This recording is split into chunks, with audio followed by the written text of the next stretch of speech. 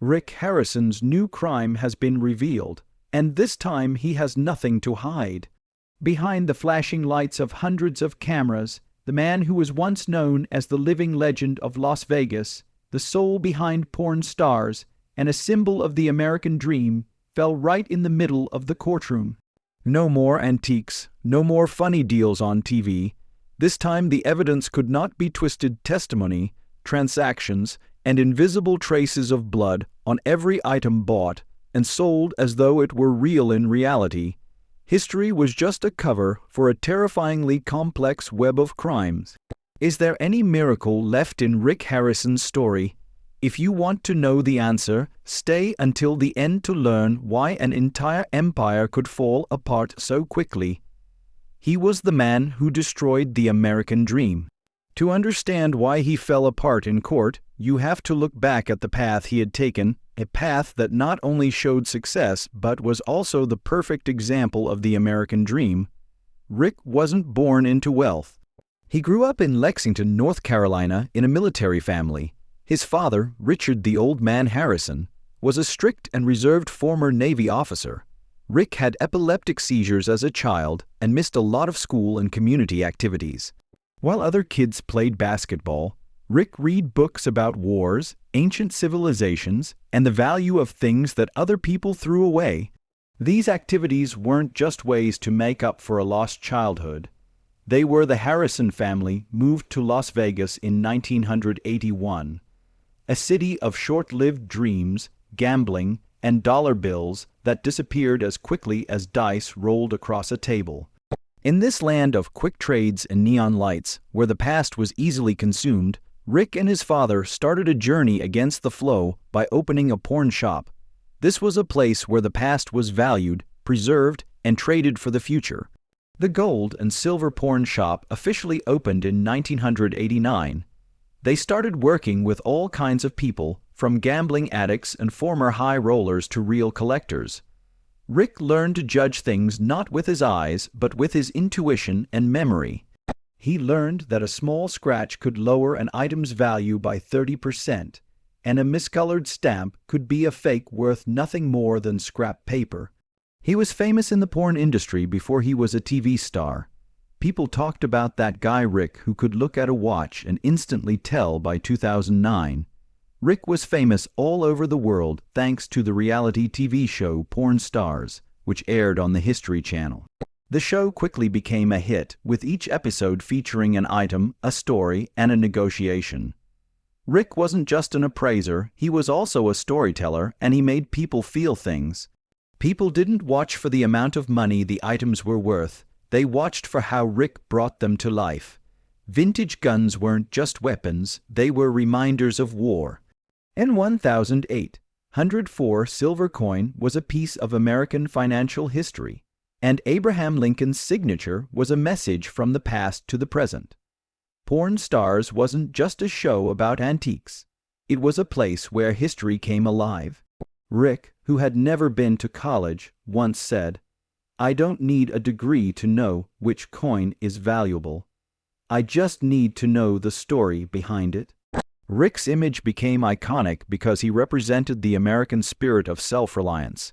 He started from nothing, overcame a disease that kept him from socializing, built a family business, became famous, wrote best-selling books, and went on major talk shows. He wasn't a tech billionaire, but he stood for millions of hardworking Americans who built their lives from the ground up and carried the weight of the middle class on their shoulders. That's why when news of Rick's conviction in an international smuggling case broke, it was a big deal. It wasn't just a shock of culture, it was crisis of faith. A man who was once hailed as America's unofficial history teacher was now standing in court accused of one of the cruelest crimes of the 21st century. Could Rick have known and still participated, or was he just a victim of his blind trust in the seemingly legitimate origins of items he traded? Rick's fall didn't start with the court's verdict. It started when the questionable items first showed up, when history stopped being valuable. Rick Harrison's downfall was a classic tragedy, a hero falling into darkness because he believed too deeply in what he once taught all of America, that everything has a story, but if that story is twisted, can the person telling it stay blameless? In Rick Harrison's world, everything old has a soul, a past, a story, and a piece of history. But as Rick himself said in an episode of Porn Stars, history can lie, and if you're not he didn't know that those words would later become a bad sign for his own life. The problems didn't come all at once. They crept in slowly, like most bad things in life. They began with a small stone statue from Greece whose seller wouldn't say where it came from. Then there was a hand-drawn antique map that wasn't in any public archives. Finally, there was a jade, inlaid pocket watch that was said to have belonged to a post-war Eastern European official. Over time, the things Rick dealt with became more and more strange. The problem was that they always had the right paperwork. In a business like gold and silver pawn shop, where hundreds of items are valued and traded every day, it was common to come across artifacts with unclear histories. Rick and his team regularly worked with experts, used cutting-edge technology, and cross-referenced international databases. But as in many fields, putting too much faith in the process can lead to a fatal blind spot, as an internal investigation report later showed. The court found that from 2017 to 2021, more than 142 antique items worth more than $10,000 each were sold through Rick's shop without having a provenance that could be checked according to museum standards. Of these, 37 items were flagged by Interpol's watch list, but the alerts either came too late or didn't sync with the shop's internal vetting system. This was because of a lack of technology and a near-complete reliance on customer-provider documentation, which let illegal goods get into legal trade channels. Even scarier is the fact that some of these items weren't just fakes or stolen. According to federal court indictments, they were used as alternative currency in international human trafficking networks.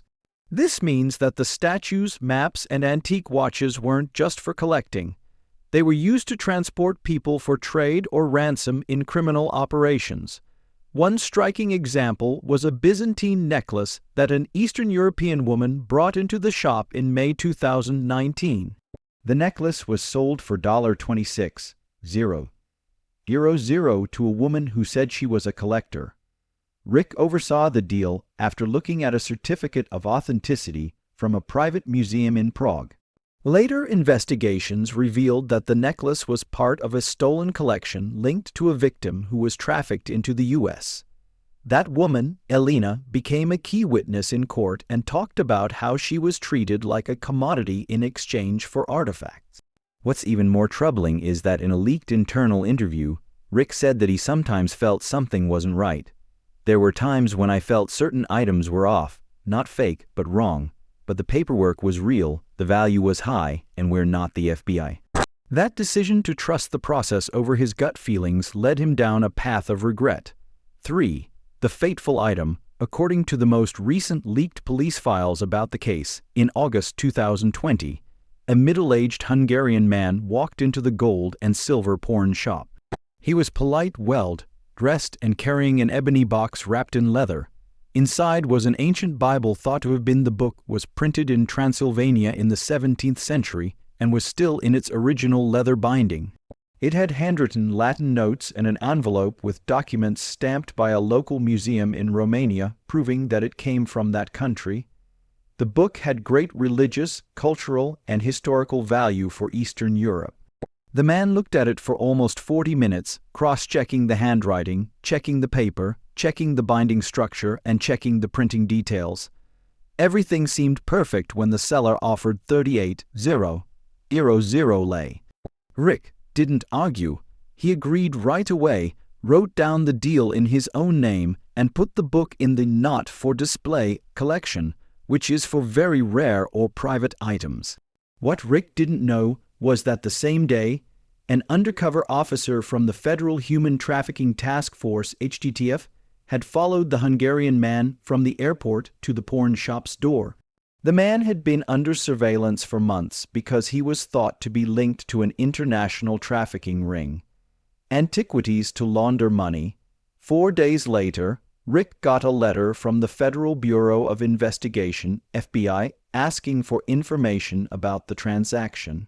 The letter didn't say why, but it did stress that this was an item that was under international investigation. Rick wasn't worried, so he sent the FBI all the details of the transaction, including photos of the book and the seller. However, the FBI started to ask questions.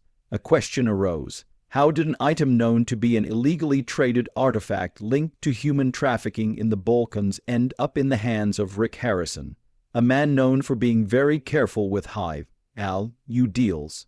Was Rick genuinely unaware, or was this a planned move as part of a bigger scheme? A covert investigation was launched, and agents began quietly looking over the shop's transaction records. What they found was shocking. The Bible wasn't the first suspicious item. Over the course of 2 years, at least 11 artifacts from Eastern Europe, the Middle East, and the Caucasus had come into the shop through shady deals mostly made by Rick, or one of his 3 closest friends. Investigators thought the Bible was the first domino not because it was valuable, but because it helped them figure out how goods got from illegal trade points to Rick's shop and then to auction houses or private collectors. This led to the development of a closed-loop trading model in which stolen or trafficked artifacts were legalized through middlemen like Rick's shop. The situation got worse when Rick started getting subpoenas to cooperate, produce records, and explain transaction details to the public. At first, nothing seemed amiss. Porn stars kept airing with Rick giving his usual expert opinions on flintlock pistols, Wabu-era airplane parts, and other historical items in his deep voice. But those closest to him, especially his son Corey Harrison, could tell something wasn't right.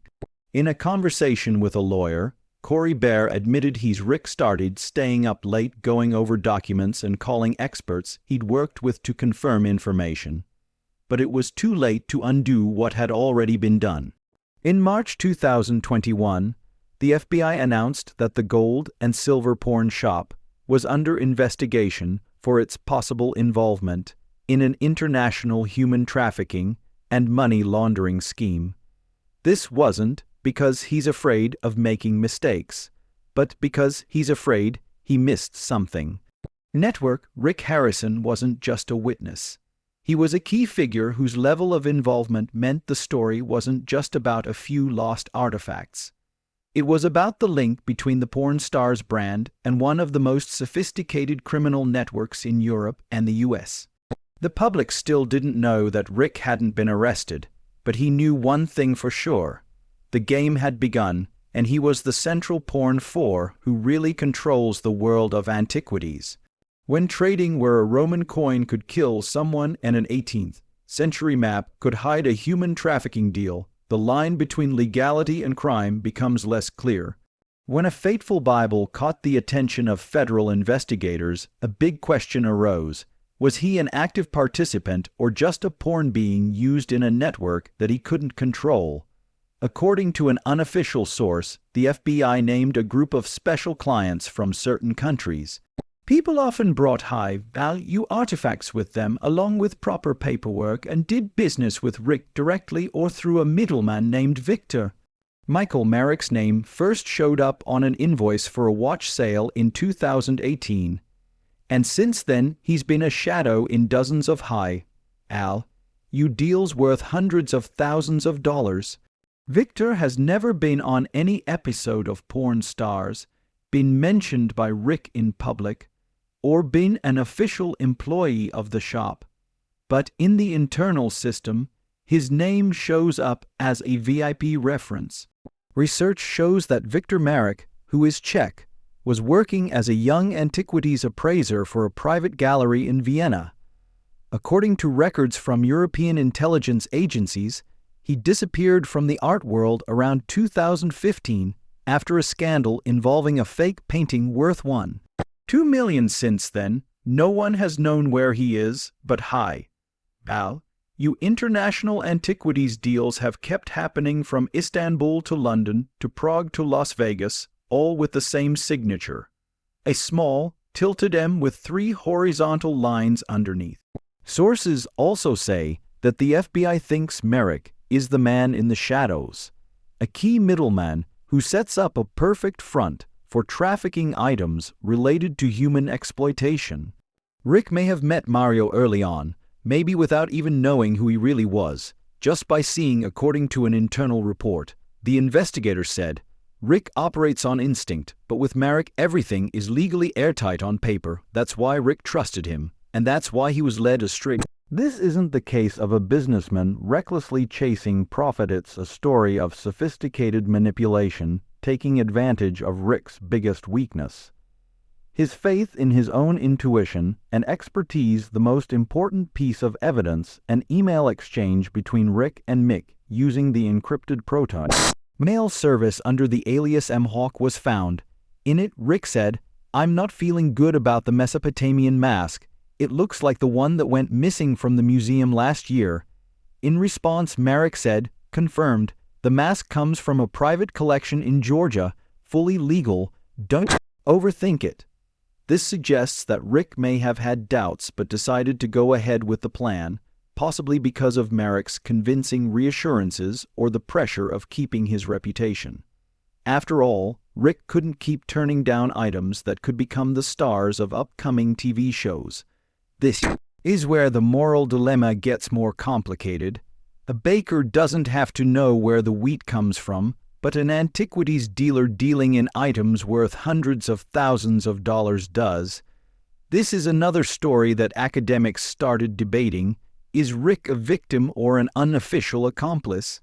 A UCLA art history professor asked The Atlantic, "When you claim to know when one of the things you sell is used to commit a crime against humanity, you can't avoid responsibility."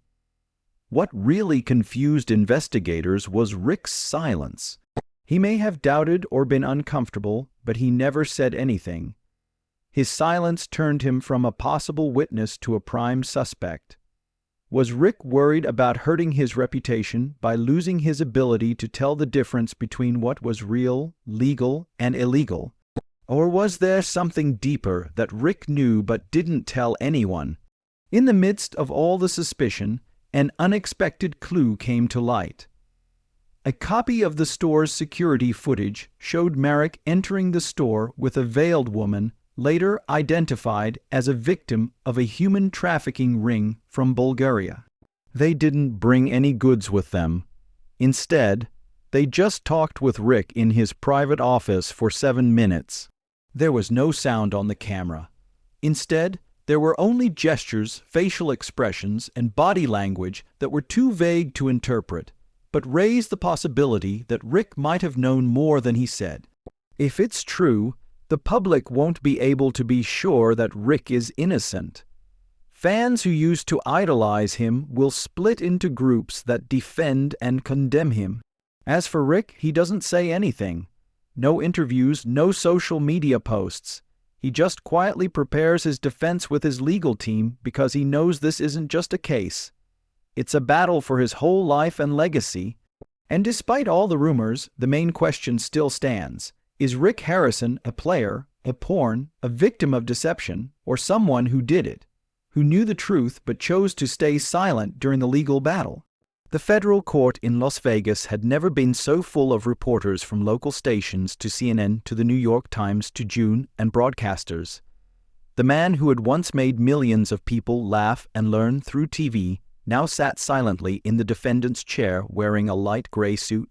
His eyes were missing the wit they used to have, and the cameras were no longer focused on him as a celebrity but as a fallen icon. Federal prosecutor Sandra Rivas wasted no time. As part of her opening statement, she made her case very clear. Defendant Rick Harrison is not just a careless businessman. He is an active link in the chain of legitimizing goods tied to human trafficking, and this is not an accident. It is intentional. She then went on to list 73 suspicious transactions that Harrison had made over the course of 5 years, totaling more than $8 million items. At least 16 of them directly linked to illegal human trafficking operations in Europe and Latin America. Pictures of the victims, women and children, were shown one by one on the courtroom screen. Some of the victims would testify in person, while others had disappeared. Rick lowered his head to avoid the pictures, and some people in the room started to cry. Items that had once been praised by porn stars as entertainment highlights were now shown next to the sad stories of broken lives, blurring the line between entertainment and reality. Rick's lawyer, Charles Denning, a former senior prosecutor, took a very different approach. He didn't deny the transactions or the questionable origins of some items. Instead, he focused on legal responsibility. Mr. Harrison runs a business with thousands of transactions every year. He's not a police officer and doesn't have access to immigration records or the ability to do international investigations. He was used by smart, organized, and systematic people. Criminals knew that Rick would take the risk if the paperwork looked good. Rick's lawyers showed proof of his past cooperation with law enforcement, internal procedures to check the origins of goods and times when he had refused suspicious items. They also showed internal emails that showed Rick had doubts about a stone statue, but was told by experts that there was no solid reason to reject it. However, for the prosecution, the fact that Rick had expressed doubts about the statue was the only thing that mattered. The fact that Rick had doubts but still went ahead with his plans was the main issue.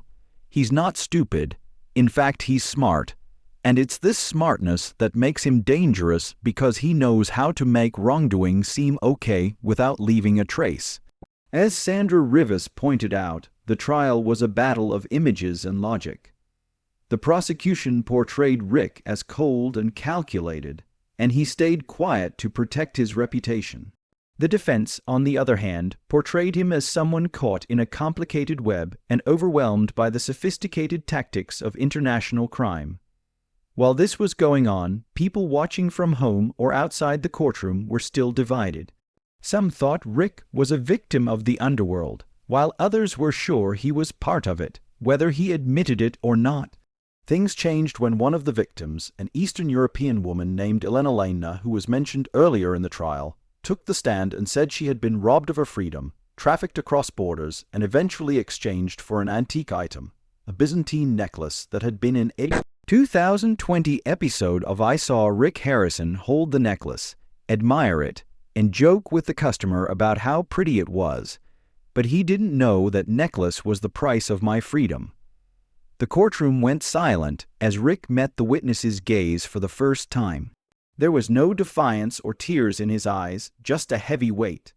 His lawyer tried to argue that there wasn't a direct link between Rick and the necklace because he didn't know where it came from, but the damage had already been done in the public's eyes. As the trial was coming to a close, a surprise witness was called to the stand. Corey Harrison, Rick's son and co-star on Porn Stars.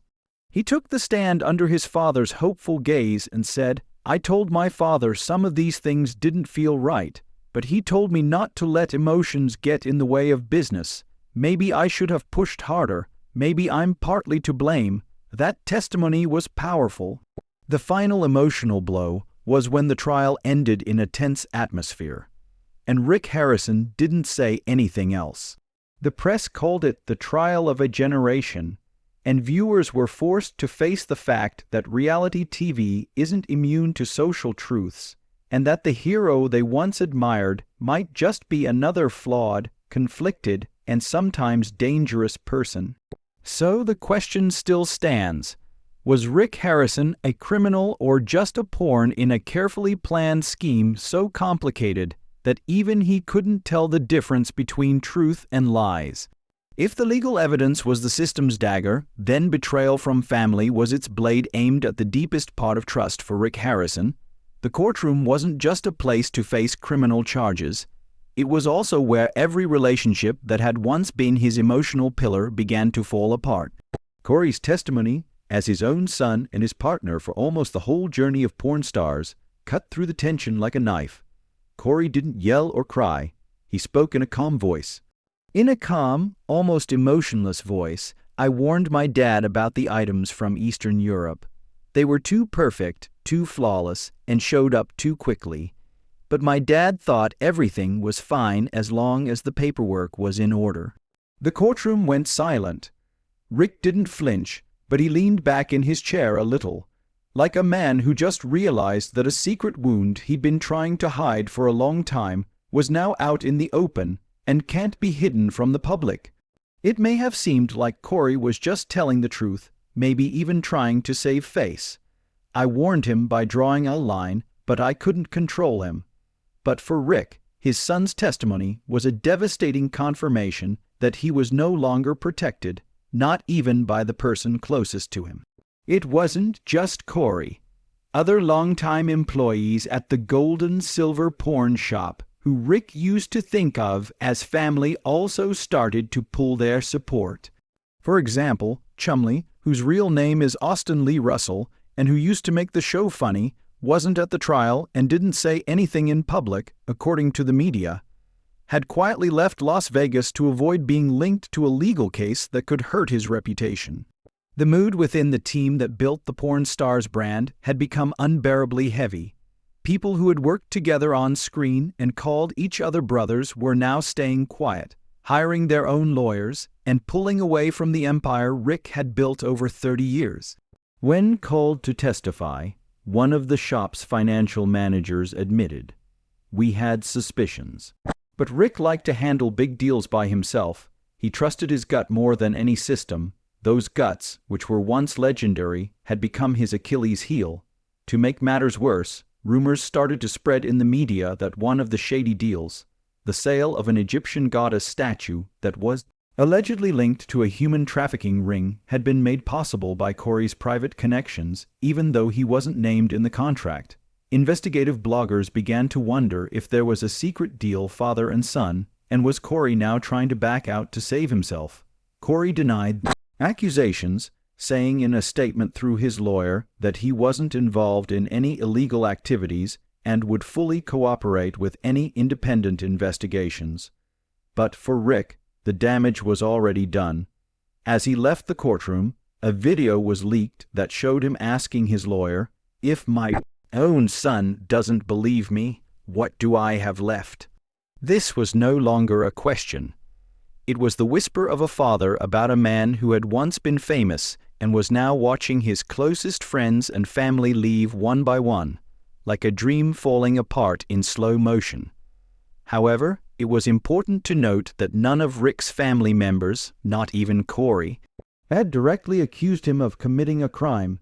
Instead, the story was based on the idea that he had ignored warnings, been too confident, chosen to handle things his own way, and ignored internal red flags. This gave the impression that he had it more tragic that Rick wasn't a bad guy, but an intelligent one whose unwavering faith in himself put even those closest to him in danger. This is what media experts call the human twist of the case. If Rick had been a liar, the story would have been easy to follow, but he was a father, a mentor, a leader, and someone who inspired others. And the people around him started to turn away. The most painful question wasn't did he do something wrong, but rather when did he lose? Rick Harrison's downfall wasn't just the image of a man on trial. It was the breakdown of an entire value system.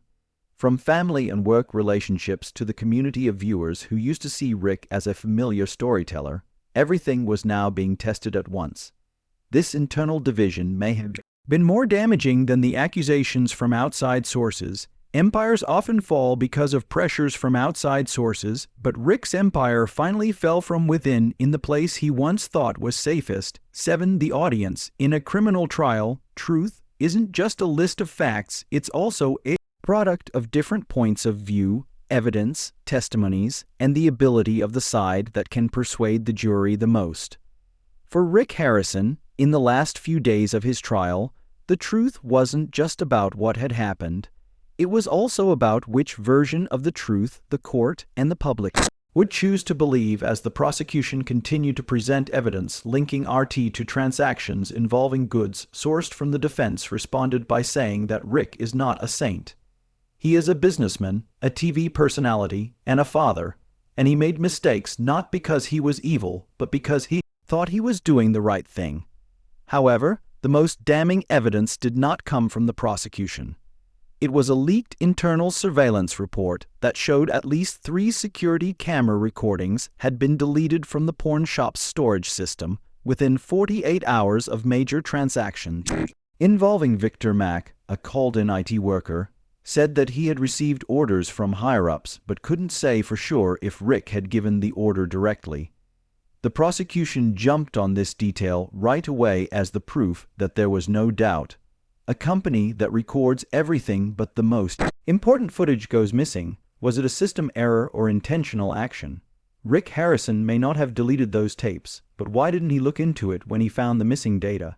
There were no clear answers for most of the trial. Stayed quiet, but when he stood in front of the judge, he said something that made everyone in the courtroom stop and think. If I'm wrong, I'll pay the price, but if I'm right and still convicted, then maybe this system needs to rethink how it defines guilt. His words weren't loud, but they got to the heart of the issue. Was Rick guilty of a crime or stuck in a legal maze where negligence could be the same as intent? Rick's lawyers suggested a final solution. He would accept some civil liability in exchange for a lower sentence. A plea deal is a common way to avoid decades in prison in serious criminal cases. According to insiders, Rick could have spent up to 25 years in federal prison if he was found guilty on all counts. By pleading to lesser charges, cooperating, and agreeing to pay back the money he borrowed, he might only have to serve 3 to 5 years and then try to rebuild his reputation. On the last day of the trial, a woman in black and a hat that she was wearing showed up at Rick's lawyer. She said her name was Lude Miller and that she was a former victim of human trafficking who is now legally living in the U.S. She brought with her an audio recording of a conversation she had with Victor Merrick in 2020, in which Merrick said, "Rick will never know he's dealing with a museum. No one suspects the smart ones." Even though the recording couldn't be used as official evidence because it came from illegal sources, it was enough to make Rick realize one thing. He might have been manipulated, but did it matter when the consequences were his to bear? The next morning, Rick stood in front of the court ready to give his final statement. He could accept the plea deal or face public judgment with all its risks. After days of thought, Rick chose to reject the plea deal. "I'd rather be convicted for trusting wrong people than live the rest of my life ashamed of lying to save myself," he told the prosecutor. The courtroom went silent as the jury left to think, and Rick, in putting his familiar silver gay suit over his eyes, he realized that he was now the one being judged by society. The price could be his freedom or the end of his story. For 8 hours, the jury deliberated after almost 3 weeks of intense trial proceedings. During that time, Rick sat quietly in the waiting room behind the courtroom holding a briefcase that, in reality, only held a notebook full of questions he had once written.